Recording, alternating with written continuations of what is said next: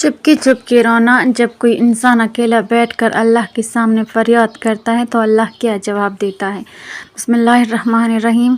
नाज़रीन, दुनिया दारुल अमल और आखिरत दारुल जज़ा है, तो मोमिनों का बदला जन्नत और काफिरों को जहन्नम की सूरत में मिलेगा। तो जब जन्नत तैयब और अच्छी चीज़ है तो इसमें दाखिल भी वही होगा जो कि अच्छा और तैयब होगा। और फिर अल्लाह ताला तैयब और पाक साफ़ है तो वो कबूल भी तैयब और पाक साफ़ चीज़ ही करता है। इसलिए अल्लाह ताला का अपने बंदों में ये तरीका राज है कि वो अपने बंदों को आजमाने के लिए मसाइब और फितने में डालता है, ताकि ये पता चल सके कि मोमिन कौन और काफिर कौन है, और झूठे और सच्चे के दरमियान तमीज़ हो सके। जैसे कि अल्लाह ताला का फरमान है, क्या लोगों ने ये गुमान कर रखा है कि उनके सिर्फ इस दावे पर कि हम ईमान लाए हैं हम उन्हें बग़ैर आजमाए हुए ही छोड़ देंगे। उनसे पहले लोगों को हमने खूब आजमाया था, यकीनन अल्लाह ताला उन्हें भी जान लेगा जो सच कहते हैं और उन्हें भी जो झूठे हैं। तो कामयाबी और निजात उस वक्त तक मुकम्मल नहीं होगी जब तक कि इम्तिहान ना हो जाए और तैयब खबीस से अलहदा ना हो जाए और मोमिन और काफिर का पता ना चल जाए।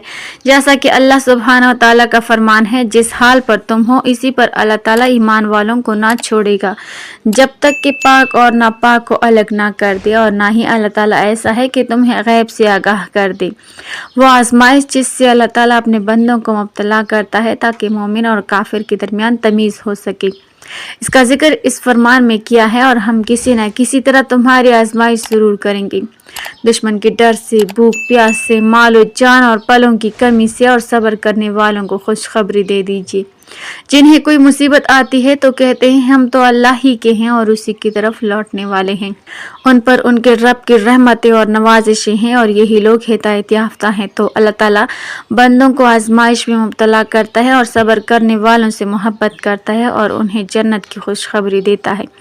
और ऐसे ही अल्लाह ताला अपने बंदों को जिहाद के साथ भी आजमाता है। फरमाने बारी ताला है, क्या तुम ये समझ बैठे हो कि तुम जन्नत में चले जाओगे, हालांकि अभी तक अल्लाह ताला ने ये जाहिर नहीं किया कि तुम में से जिहाद करने वाले कौन हैं और सब्र करने वाले कौन हैं।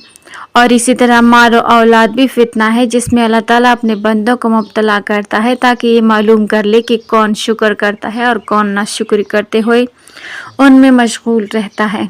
फरमाने रब्बानी है, और तुम इस बात को जान लो कि तुम्हारे माल और तुम्हारी औलादें एक इम्तिहान की चीज़ हैं और अल्लाह ताला के यहाँ बहुत बड़ा अजर है। अल्लाह ताला बाज़ औक़ात मसाइब और बाज़ औक़ात नेमतों के साथ आजमाइश में डालता है ताकि ये पता चल सके कि कौन शुक्रगुजार और कौन नाशुक्र और कौन इताअत गुजार और कौन नाफरमान है। फिर उन्हें क़यामत के रोज़ बदला देगा। फरमाने बारी ताला है, हम आजमाइश के लिए हर एक को बुराई और भलाई में मुब्तला करते हैं और तुम सब हमारी तरफ लौटाए जाओगे। और फिर ये आजमाइश भी ईमान के एतबार से होती है। लोगों में सबसे ज़्यादा सख्त आजमाइश अनबिया की, फिर उससे कम दर्जे की, फिर उससे कम वालों की होती है। नबी करीम सल्लल्लाहु अलैहि वसल्लम का इरशाद है, मुझे इतना तेज़ बुखार होता है जितना कि 2 आदमियों को होता है। अल्लाह ताला अपने बंदे को कई किस्म की आजमाइश में डालता है। बाज़ औक़ात तो उन्हें मसाइब व अलाम और फितने में डालकर इम्तिहान लेता है ताकि मोमिन और काफिर इताअत गुज़ार और नाफरमान शुक्रगुजार और नाशुक्री का पता चल सके।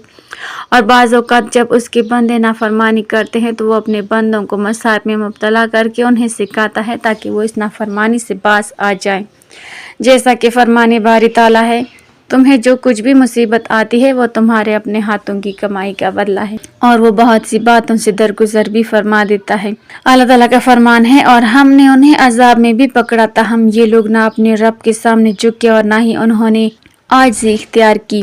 अल्लाह ताला अपने बंदों पर बहुत ज़्यादा रहीम है और उम्मत पर बार बार आजमाइश लाता है ताकि वो वापस लौट आए और गुनाहों से तौबा करके अल्लाह ताला की हराम करदा चीज़ों को तर्क कर दे ताकि अल्लाह ताला उन्हें बख्श दे।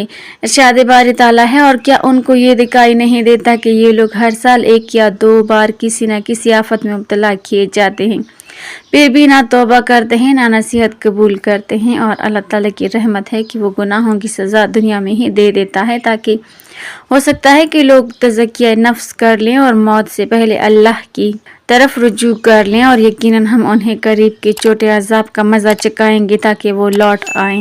اور بعض اوقات اللہ تعالیٰ اپنے بندوں کو مصائب میں اسی لیے مبتلا کرتا ہے کہ ان کے درجات بلند کرے اور ان کی برائیاں ختم کرے، جیسا کہ فرمان نبوی صلی اللہ علیہ وسلم ہے، کسی بھی مسلمان کو کوئی تکلیف، بیماری، غم، پریشانی یا افسوس پہنچتا ہے، حتیٰ کہ اگر کوئی کانٹا بھی چبھتا ہے تو اس کے بدلے اللہ تعالیٰ اس کے گناہ معاف کر دیتا ہے۔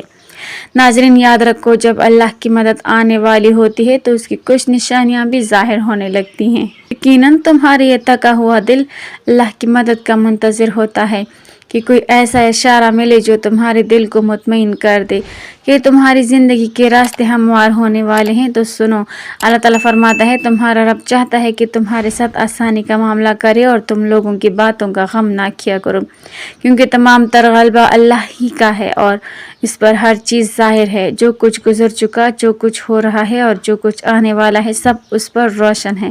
اگر تمہاری زندگی کے چند اوراق خراب ہو گئے ہیں تو تم ڈپریشن کی طرف جا رہے ہو، بے سکون ہو رہے ہو، تو جان رکھو کہ کچھ اوراق خراب ہونے کا مطلب ہرگز یہ نہیں کہ پوری کہانی خراب ہو گئی ہے۔ اللہ فرماتا ہے کہ تمہیں تمہارے حال پر چھوڑ نہیں دیا گیا، اور مومن کا اعتماد اسباب دنیا پر نہیں بلکہ اللہ پر ہونا چاہیے۔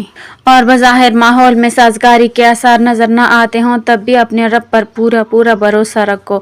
وہ جب چاہے جہاں سے چاہے وقت پلٹ دے، حالات پلٹ دے، اور جان رکھو تمہارے رب کے لیے یہ کوئی بڑا کام نہیں۔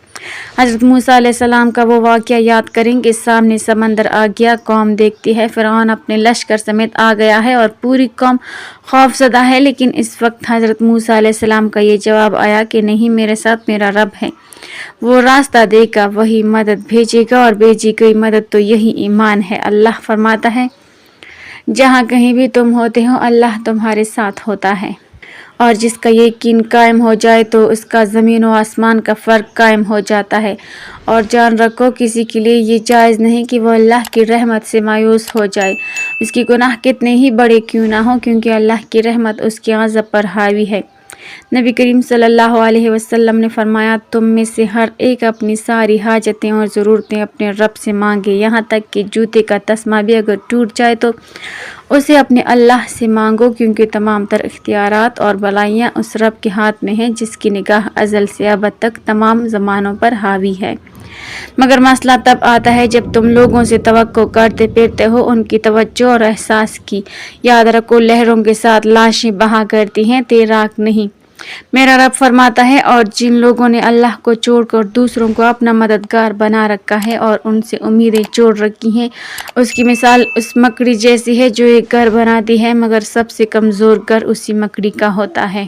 کاش تم جانتے کہ اللہ کی مشیت ساری مشیتوں پر غالب ہے، اور اس رب نے جو چیزیں تمہارے لیے بنائی ہیں وہ خود تمہیں تلاش کر رہی ہیں۔ یقین رکھنا وہ تمہیں مل کر رہیں گی، لیکن اصل میں تم نے اپنی زندگی کے سکون کے لیے ہر وہ چیز تلاش کر کے خریدی جس کو تم نے ضروری سمجھا، لیکن نہ تلاش کیا۔ تو اللہ کا فضل، اگر اللہ کی مدد چاہتے ہو تو اللہ کی امان ڈھونڈو جہاں تمہارے لیے راحتوں کا سامان ہے۔ تم اگر اللہ کی طرف چل کر آؤ گے تو وہ تمہاری طرف دوڑ کر آئے گا، تم اللہ کو یاد رکھو گے تو وہ تمہیں یاد رکھے گا، لیکن اگر تم اللہ سے بے پرواہ ہو کر کسی اور سے مدد کی امید لگاتے ہو تو اپنا ہی نقصان کر بیٹھو گے، کیونکہ اللہ تعالیٰ فرماتا ہے کہ یہ دنیا کی اور پکار کر شکایت کرنے لگتے ہیں، اور بعض لوگ تو اپنے گناہوں کے بوجھ سے اس قدر مایوس ہو جاتے ہیں کہ وہ سمجھتے ہیں کہ اللہ انہیں کبھی معاف نہیں کرے گا۔ لیکن اگر تمہیں معلوم ہو جائے کہ جب تم اللہ کے سامنے تنہا بیٹھ کر روتے ہو تو وہ تمہیں کیا جواب دیتا ہے، تو تم اپنی زندگی کا سب سے قیمتی وقت اسی میں گزارنے لگو۔ کیا تم جاننا چاہتے ہو کہ جب کوئی اکیلے میں اللہ کو پکارتا ہے تو اللہ اسے کیا کہتا ہے؟ کیا تم سمجھتے ہو کہ اللہ خاموش رہتا ہے؟ نہیں، بلکہ وہ فوراً جواب دیتا ہے، مگر تمہیں اس جواب کو سننے کے لیے اپنی روح کی گہرائی میں جھانکنا ہوگا۔ جب تم رات کے اندھیروں میں دنیا سے کٹ کر تنہائی میں اپنے ہاتھ اٹھاتے ہو تو تمہاری آہٹ عرش پر سنی جاتی ہے، تمہاری ہر ہچکی، ہر آنسو، ہر لرزتی ہوئے التجا آسمان میں ایک ہلچل مچا دیتی ہے۔ اور اللہ رب العزت جو سب سے زیادہ مہربان ہے، جو اپنے بندوں سے 70 ماؤں سے زیادہ محبت کرتا ہے، وہ جواب دیتا ہے، اے میرے بندے، میں یہاں ہوں، میں نے تیری پکار سن لی۔ یہ وہ لمحہ ہوتا ہے جب دنیا کی سب سے بڑی حقیقت آشکار ہوتی ہے۔ اللہ کبھی کسی کو رد نہیں کرتا، خاص طور پر اس بندے کو جو ٹوٹے دل سے آیا ہو۔ نبی کریم صلی اللہ علیہ وسلم نے فرمایا، اللہ اپنے بندے کی توبہ پر اتنا خوش ہوتا ہے جتنا کوئی مسافر اس وقت خوش ہوتا ہے جب اس کا کھویا ہوا اونٹ اچانک اسے واپس مل جائے۔